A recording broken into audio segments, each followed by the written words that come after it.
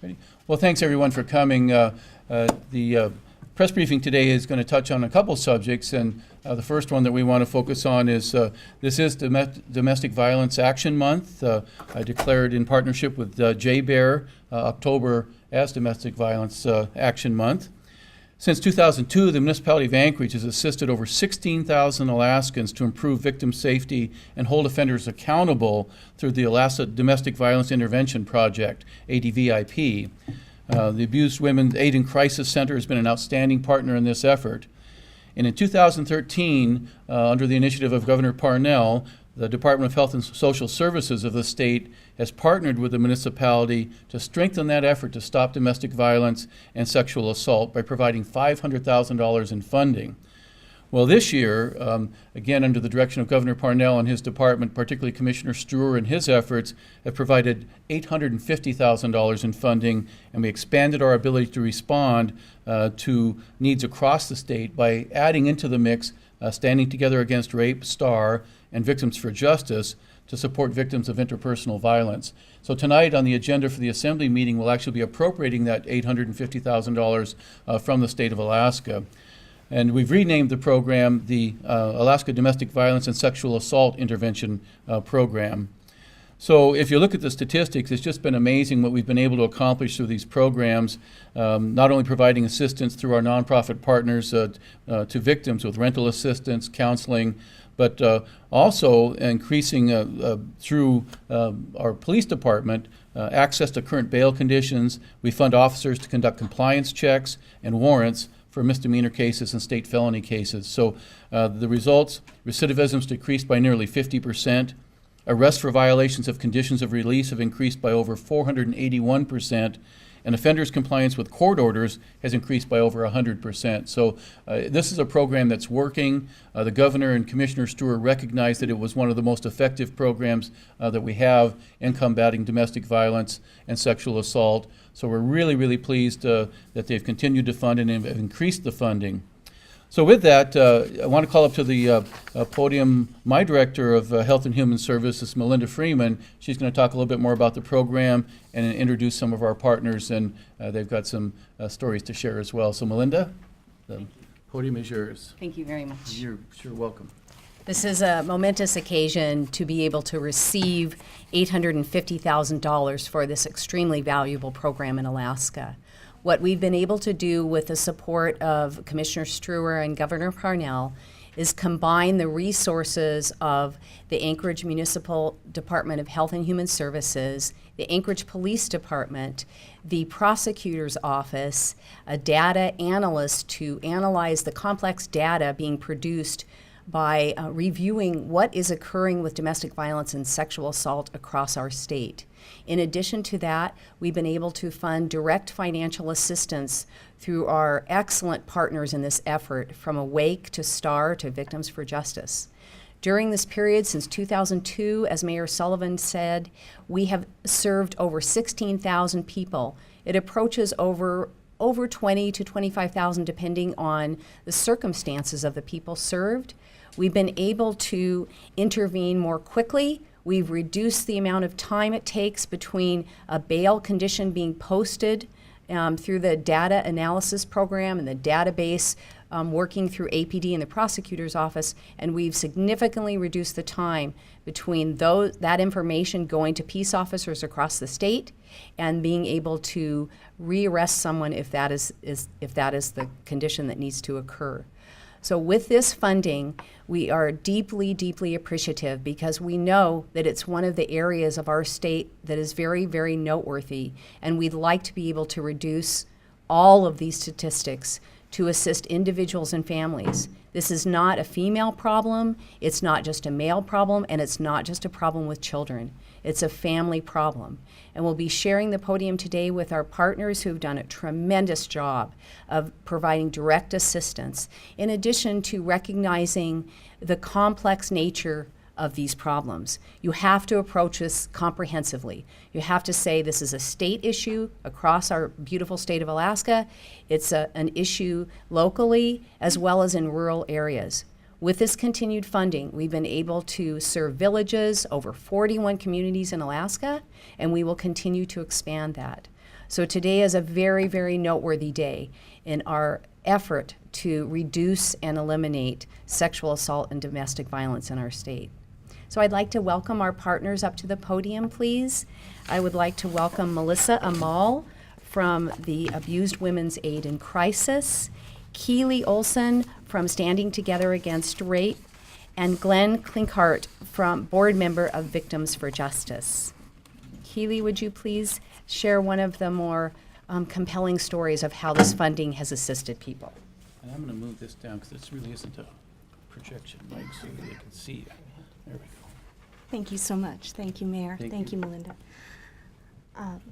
So I'm here to speak about how this has been a game changer for the clients that we serve at Standing Together Against Rape. To be able to have financial assistance on hand when it is needed, available to be able to assist women, men, and families to become safer. One story in particular that I wanted to share was a mother that was forced to relocate when her child disclosed child sexual abuse in a home where they were staying. She fled with her children to protect them during the course of the investigation, only to find herself struggling with, on the brink of homelessness, living in a shelter with her children.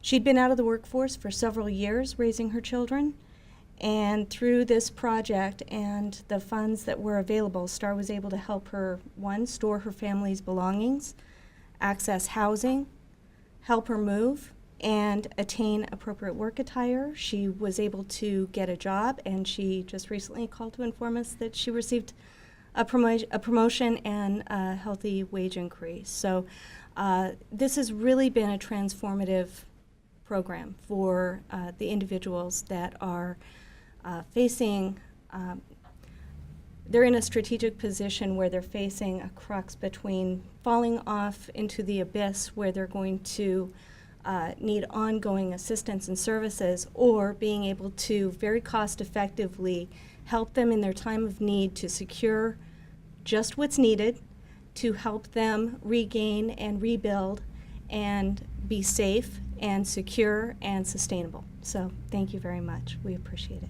Good job. Thank you. Thank you. Yep. Anyone want additional comments? Sure. Feel free. Thank you. Yeah. Good morning, almost afternoon. I'm Glenn Klinkart, board member for Victims for Justice, and I want to just start by saying thank you to Mayor Sullivan, to the municipality, to the citizens of Anchorage and Alaska in providing and supporting this program. You see, this program, it is not a handout. It is actually a helping hand. It is the helping hand needed to assist getting a woman who was paralyzed by her abuser safely away from him and get her and her children to a place where they could finally be safe. It's a hand to hold. It was holding the hand of a little boy after his mother violently stabbed and left him for dead. He had no one there to be with him until this program helped his extended family be there to hold his hand as he recovered from his physical and his emotional wounds. It is a hand to help lift someone up. It helped us lift up a rape victim, lift her off the floor, literally and figuratively off the floor, for she had been sleeping every night on the floor because she was too frightened to lie in the bed in which she had been raped. These and many other stories may seem like little miracles in the big scheme of things, but just because we might call them little miracles still makes them miracles nonetheless. And I want to thank each and every one of you for this program and this opportunity. Thank you. Thank you. Thank you. I'd like to just briefly say thank you to our new partners who've joined us, to STAR and Victims for Justice, and also to the Office of the Mayor and the Municipality. We're very excited to have expanded funding from the Office of the Governor, and Commissioner Struer's advocacy has been very critical to this effort. From AWAIC's perspective, this financial assistance that we're able to provide to victims is critical.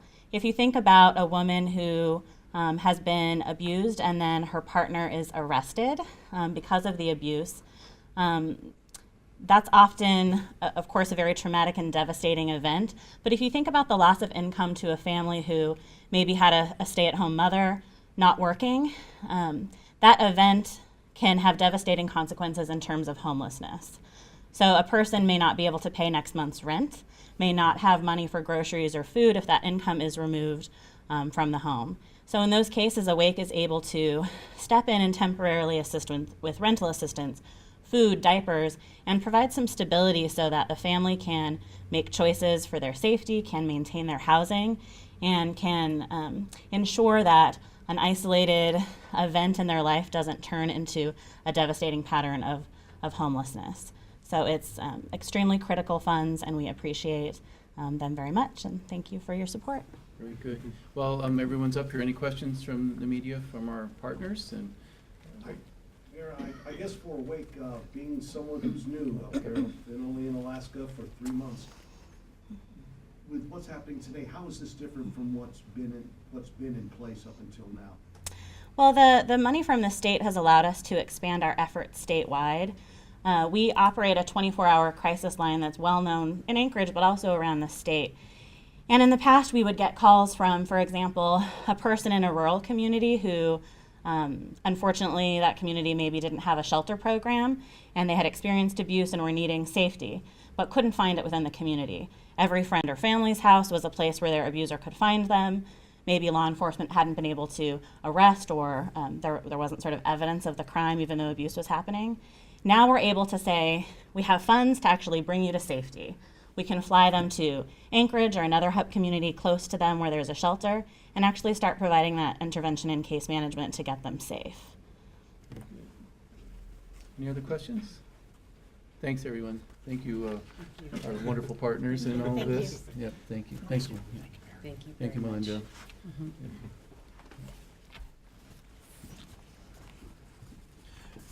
Also want to thank, we have in the audience Chief Mew, the Chief of Police, Dennis Wheeler, our municipal attorney. This really is a team effort, and every component of the team is essential to making sure that these statistics continue to improve. They've been very impressive already. Next item on our agenda is we get to tell a wonderful repeat story. Every year the city is rated by various rating agencies, including Standard & Poor's. We received an announcement a couple of days ago that the municipality has retained its AAA bond rating, which is great news for a city. It means that we've got strong management conditions.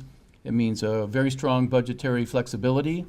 It means that we've got a very strong liquidity, which means we've got sufficient reserves, handling our debt in a very strong management level, and strong institutional framework, which means that we've embedded into various codes the frameworks that make sure that the financial stability will continue, because certain criteria are now in code, so that going forward we know that certain benchmarks will always be reached, or else we're violating our own code. So it's been a great thing for Standard & Poor's to again look at Anchorage as one of the strongest cities in America. They rate about 4,000 cities. Probably 330 some are AAA, so we're in very rare company with a AAA bond rating. And again, I cannot say enough about my financial team, the city manager and his departments.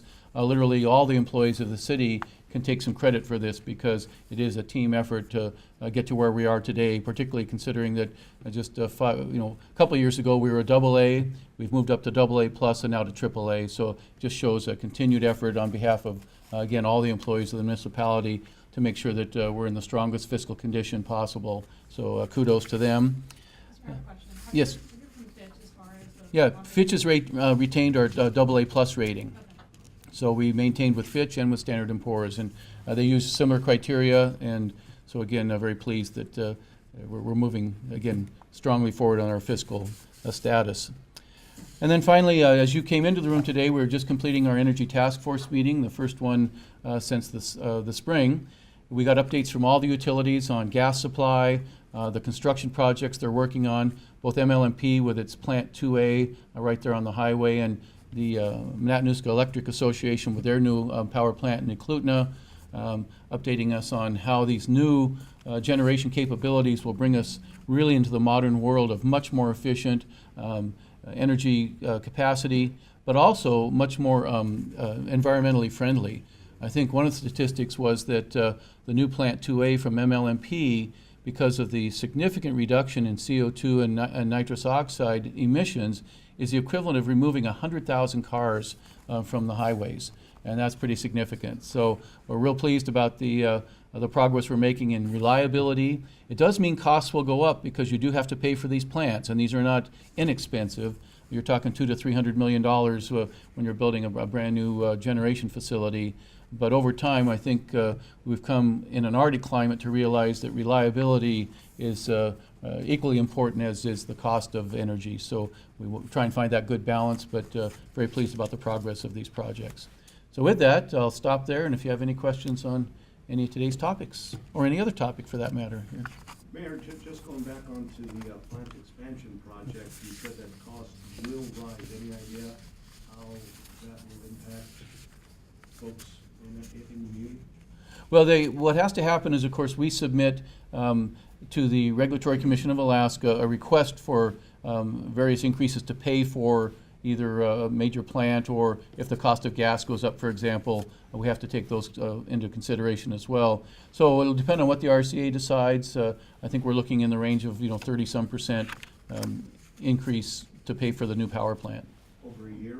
But it's actually, you look over a 20-year period, and so, okay. and that actually goes down over time as the plant depreciates. You'll actually see maybe an initial spike, but then a gradual reduction as you depreciate the plant. Yes? Anything? Very good. And just one last question Sure. from me, Mayor. Is there anything more you can say regarding any active police investigations involving the National Guard? No, no comment on that. As you phrased your question, active investigation is the key term there, and we're always hesitant to say too much when there's an active investigation, other than the fact that APD has been involved in investigating various allegations over the last couple of years. Very good. Thank you all. Thanks for coming out today.